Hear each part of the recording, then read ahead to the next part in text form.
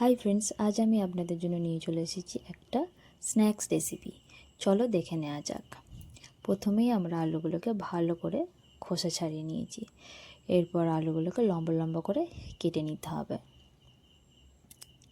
এই শেপটা দিয়ে নিলে ভালো হবে পকোড়াগুলো।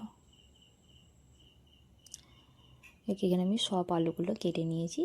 তারপর পেঁয়াজটাকেও ঠিক একইভাবে কেটে নেব। দেখুন একইভাবে কাটা হয়ে গেছে পেঁয়াজগুলো। এবার আলু আর পেঁয়াজগুলোকে জল থেকে ভালো করে ধুয়ে অন্য একটা পাত্রে তুলে রেখে দেব।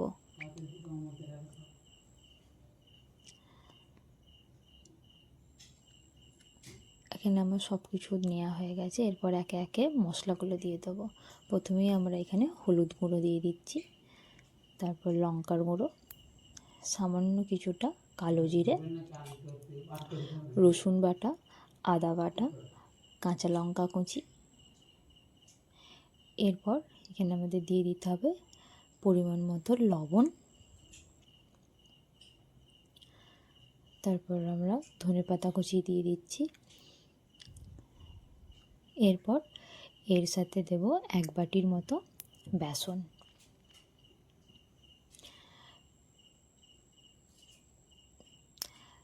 সমস্ত উপকরণগুলোকে হাতের সাহায্যে ভালো করে মেখে নেব। এখানে যদি আপনাদের মনে হয় একটু টাইট হচ্ছে, তাহলে আপনারা এখানে একটু জল ব্যবহার করতে পারেন। আমি অল্প একটু জল দিয়ে দিচ্ছি। দিয়ে সমস্ত উপকরণগুলোকে এবার ভাতের সাহায্যে ভালো করে মাখাতে হবে। এখানে আমরা ভালো করে মাখিয়ে নিয়েছি আমি সবগুলোকে।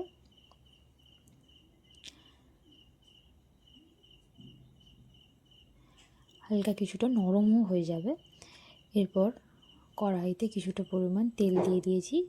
লো টু মিডিয়ামে গ্যাসটাকে রেখে একে একে পকোড়াগুলোকে আমাদের ছেড়ে দিতে হবে তেলের মধ্যে। একে একে সমস্ত পকোড়াগুলোকে আমরা ছেড়ে দিচ্ছি তেলের মধ্যে।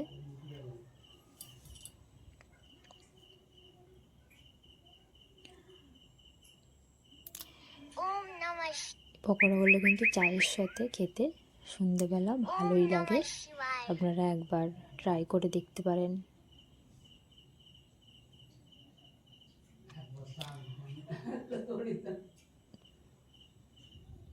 পকোড়াগুলো উল্টে পাল্টে ভালো করে সময় ধরে ভেজে নিলেই রেডি হয়ে যাবে আমাদের আলুর পকোড়া। তৈরি হয়ে গেছে আমাদের আলুর পকোড়া। এবার একে একে আমরা তেল থেকে সমস্ত পকোড়াগুলোকে তুলে নিচ্ছি। চলো বন্ধুরা, জানাবে কেমন লাগলো খেতে। আজকের মতো এই পর্যন্তই।